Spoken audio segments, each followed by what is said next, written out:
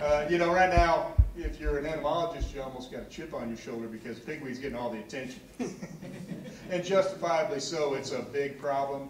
And you can see it from the truck. You can see it from a mile away when it's sticking up over the canopy, and it's a very obvious problem. Unfortunately, our insects aren't this big when they're staring you in the face, but they are a significant threat. I think probably one of the biggest differences that separates our insect management right now from our pigweed management is the options we have are probably a little more robust.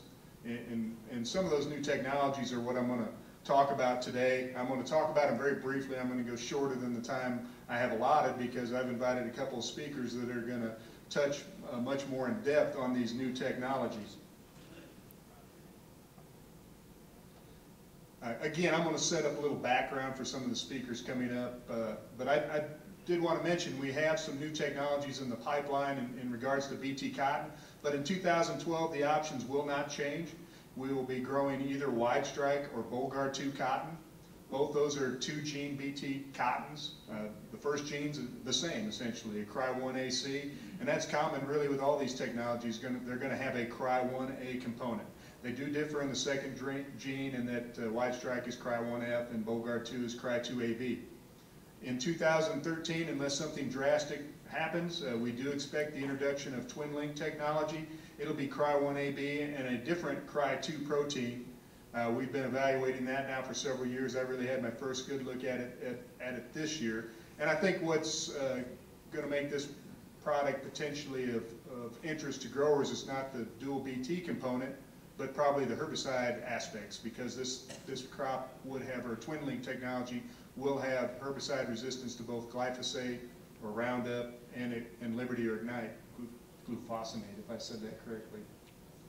Now, under development, down the road, probably not that far in the future, they're being tested now, are what are going to be 3 BT gene products. Vipcot is not a 3-gene product. Vipcot is a BT cotton that has Cry1AB and a somewhat unique second protein, BIP3A. BIP3A has considerable activity on bollworm and fall armyworm.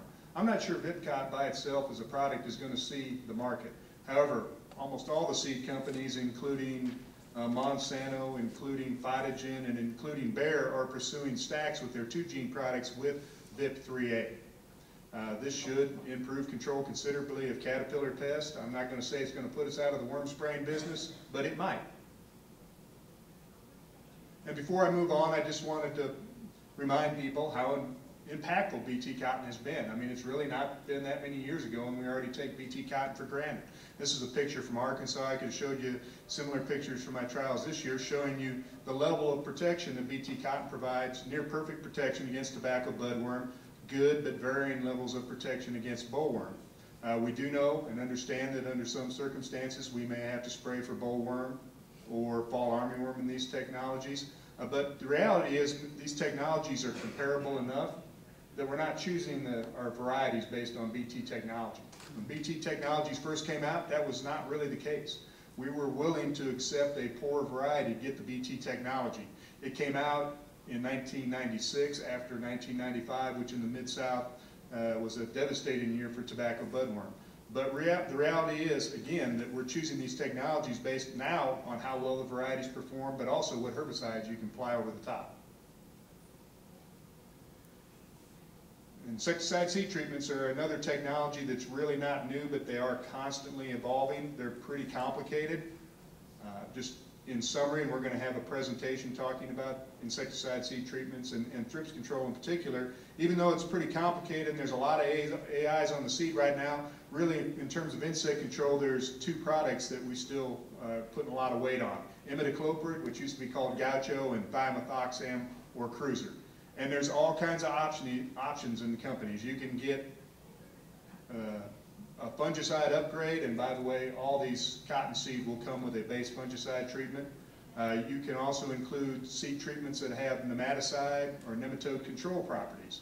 And it's a pretty complicated list, but keep in mind the backbone for insect control is really imidacloprid and thiamethoxam plus the base fungicides. Those treatments in themselves provide quite a bit of value.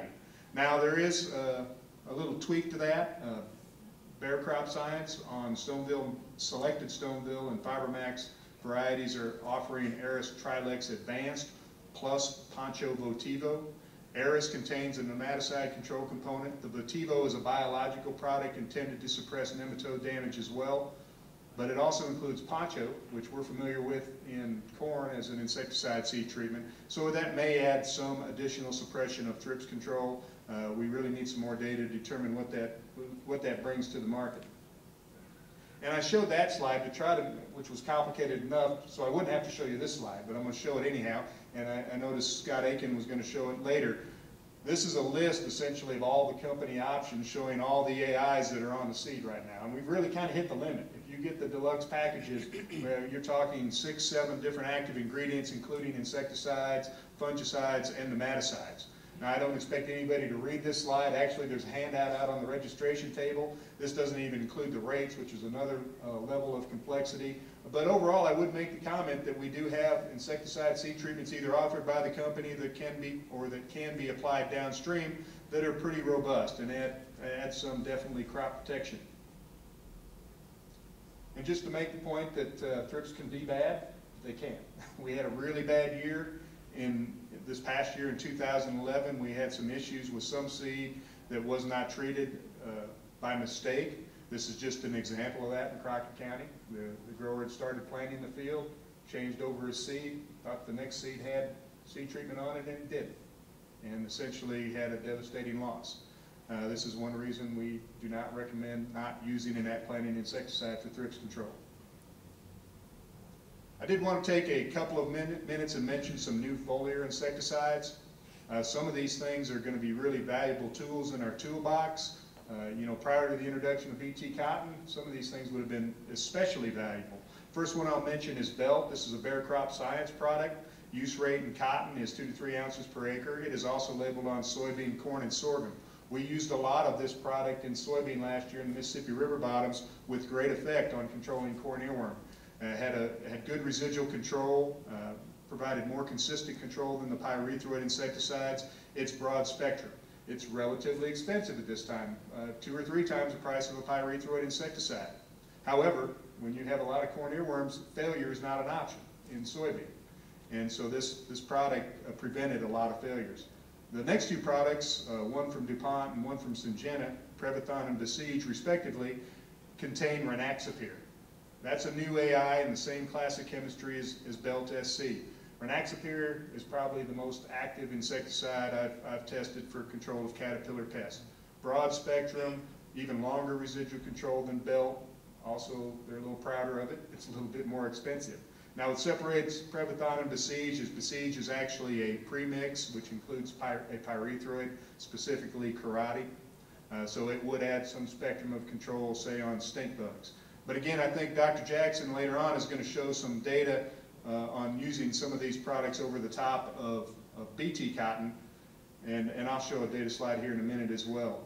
Transform is one I do want to mention. Transform currently does not have a label in cotton. We hope to get a label, at least a Section 18 this year, if not the full label, but I think you can expect this product to have a full label in 2013.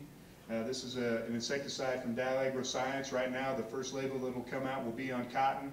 The rate range is probably going to be about 1 ounce to 2 1/4 ounce. It has excellent activity on tarnished plant bugs and cotton aphids. And again, I'll show some data on that and make a point or two later.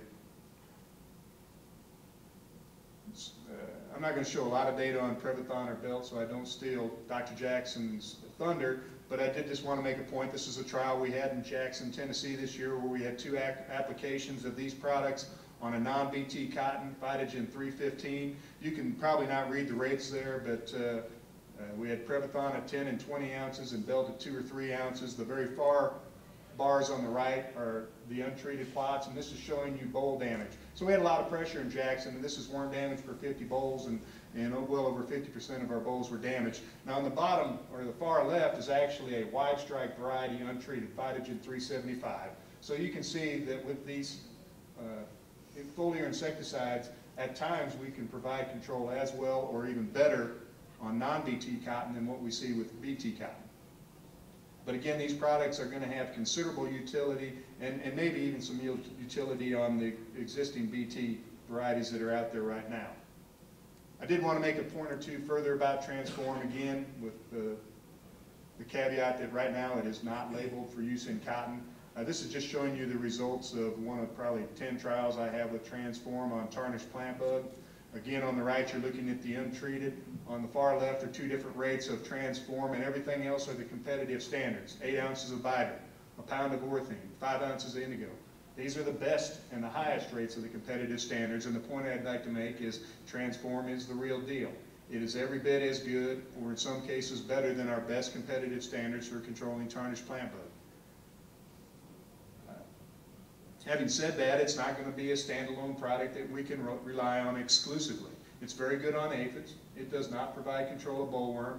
It's pretty mediocre on stink bugs. So we're still going to have to make our insecticide selection based on the pest complex that's in the field to take advantage of this new technology.